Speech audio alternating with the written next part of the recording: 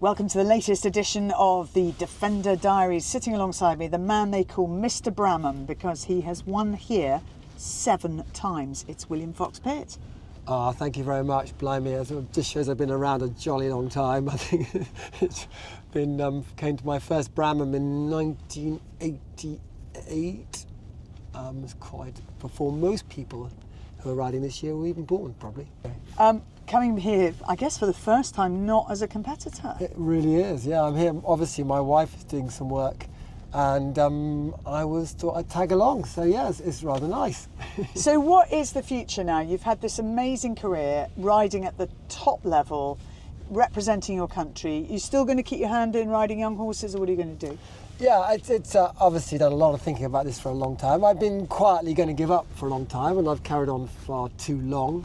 But after Badminton this year, I thought, right, you know what, I've done it. I don't want to go around here again. You can't, all good things come to an end. I love horses, I love riding, I love the sport. I'm addicted to adrenaline like all of us crazy riders.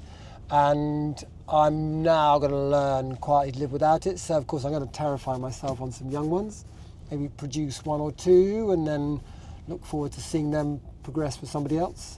My kids are going to be riding more. I'm doing a lot of teaching. Team Brazil for Paris. Oh, great. And Kazutomoto is hopefully going for Japan as well. So I shall be busy there. And I'm rather just enjoying not doing it. It gives you a chance as well to reflect on what you achieved. And when you think specifically of Bramham, what does it engender in you and what memories do you have? I got some of my most special memories from here because I can remember coming here from school, aged 18, to do the Young Riders. In those days they had the Young Rider Championships. There used to be 40 under 21s doing the 4-star. Now there's 8 under 25. It shows how things have, the pressure is so much greater. There's fewer people that can do it. And I can remember James took me around the Land Rover. I missed the briefing, I missed everything, so he whizzed me around to show me the course. And I was riding my mother's ex-racehorse, because she thought that's the only horse she got that can gallop this far, all this demanding course. But it's instrumental, strategic, historical event with the ground, the terrain, the demand of the course. It's such a special course to ride, to learn to ride. I was so lucky that I had all those years coming here when I was starting out. In those days, there was only Bramham, I think, was nearly the only 4-star event apart from Blair. It was just Badminton, Burghley, Bramham, Blair. There was nothing else. So Bramham was part of our education, and I'd come as a young rider. I then have been coming ever since, and I've had some great rides around here. Obviously certain horses are more suited to it than others. The topography is demanding. Sometimes it's hot in June, sometimes it's wet in June, so it's demanding. In the old days obviously we used to do steeplechase and roads and tracks as well, so you needed a real athlete, real galloping machine. And I think our sport now still requires those athletic horses, and it's demanding. As Ollie said earlier, I heard him saying, once the horse has gone well around here, you know what you've got. You can really start to aim for some exciting things, and that's why Bramham is so exciting. You think, who are you? How good are you? What have I got?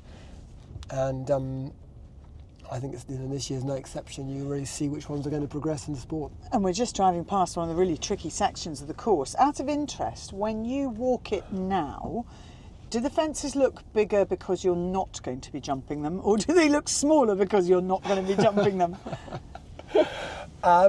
Absolutely both. Of course, everything looks like a piece of cake, but I can see now the demands are so much greater than they were.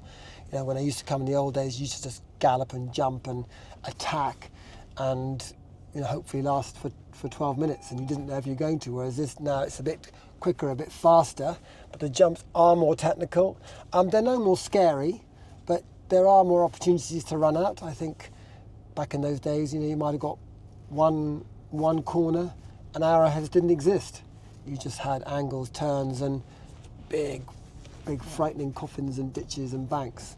Whereas now, there's many more chances where you think, it could go wrong, but then the horses are so much more educated by so many more events they're of that different level of experience. Even though they're of this level, these horses now, they just know their job, don't they? So, but also the riders, you've had to adapt, you know, in the sort of 35 years maybe that you were riding at the top level, maybe 37 years.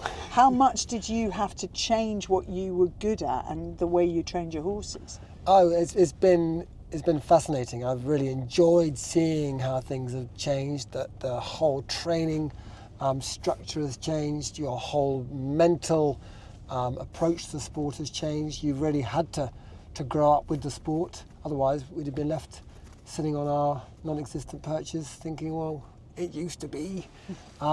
So it's been fascinating to see how much you have to train the horses, the different types of horses that come into sport, the different way of riding, and you've had to grow with it. And I think the riders are lucky enough to have competed through those stages, have had a big advantage in doing that. The kind of modern lot who's just coming into short format and just see, you know, they've actually, they're missing that education in a way. They've got to become perfect and be amazing, but they haven't had that experience of the other side of the sport, which is very physical, very demanding, much more taxing, relating to how your horse is feeling and what energies you got and what speed you're coming and, you know, saving time. Now it's all about counting strides and turning distances and being perfect, which is demanding, but sometimes it's great to have had the two putting together. So I do feel very lucky that I can put my old man's experience into practice when I'm doing the trickier tracks, and hopefully that works well. It's Ian Stark's last year designing here after 15 years. Is course design something that appeals to you? Ian Stark, the retiring is a tragedy, isn't it? I mean, he was incredible in the sport, and he's really taken his approach, his whole talent of cross-country riding into his designing. He's building these decent tracks that need to be attacked but also judged. I love the idea of doing some designing. I don't love the idea of qualifying to be a designer, because that takes a lot of work, a lot of time, and I've not got a lot of time left. I'd love to be involved in some way, but I'm sure, you know, there's no danger of me becoming Ian Stark. I'm not in that league, but I think I've got an opinion, which sometimes is worth listening to. I'd say always worth listening to, and never afraid to give it, which is good as well. I'm just so thrilled you're going to stay involved in the sport, because it's a family, this sport, and I think once you've lived in it, you get very few places that feel like this, and just the joy of being in these sort of settings. I think it is such a special family to be part of. I feel very, very lucky to have grown along with some amazing characters in the sport, and it is, you know, we are all friends. We know we like to win sometimes, but you know, as soon as you've won, you're not going to very soon. So you have to live that moment and be totally prepared for, you know, absolutely wishing somebody else the best, because it's not your day.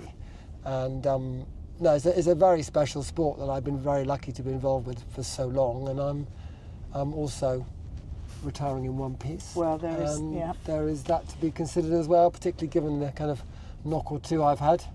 So I'm very aware of that. So I think everyone at home is going to be quite relieved. Well, I think we're just joyful that you were able to do it on your terms, and yes. You know, that last cross-country round you had at Babington, I think, was an education for everyone to watch, and just a masterclass. You're very kind. She's a lovely mare, old Grafana. Anyone could ride her, I say that. She's a great old man's conveyance, and she jumps the jumps like I was just showing her where to go. So no, I was very lucky to have had that last one, and it was a good moment to say, you know what, it's not going to get much better than that. Forget all that show jumping malarkey.